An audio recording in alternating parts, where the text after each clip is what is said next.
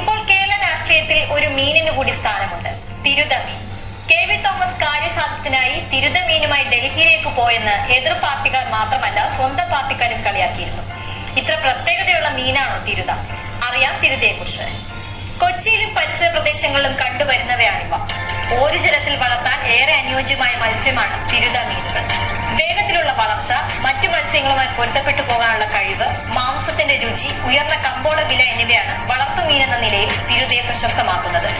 ഓരുജല മത്സ്യമാണെങ്കിലും തിരുത ശുദ്ധജലത്തിലും വളരും. ഇനി ഇവയുടെ പ്രത്യേകതകൾ നോക്കാം. വലിപ്പം കൂടിയ കണ്ണുകളും കട്ടിയുള്ള കൺപോളകളും തിരുതയുടെ സവിശേഷതകളാണ്. മീനിന്റെ അടിഭാഗത്തായി കാണുന്ന കറുപ്പും നീലയും കലർന്ന വലിയൊരു അടയാളവും വാലിനറ്റത്തായുള്ള കറുത്ത അടയാളവും തിരുതയുടെ മാത്രം പ്രത്യേകതയാണ്. ഓരുജലത്തിൽ ചെമ്മീനുകളോടൊപ്പം വളർത്താൻ അനുയോജ്യമാണ്. തിലാപ്പിയ, പൂമീൻ, കണമ്പ്, കരിമീൻ എന്നിവയോടൊപ്പവും ഇവ വളർത്താം.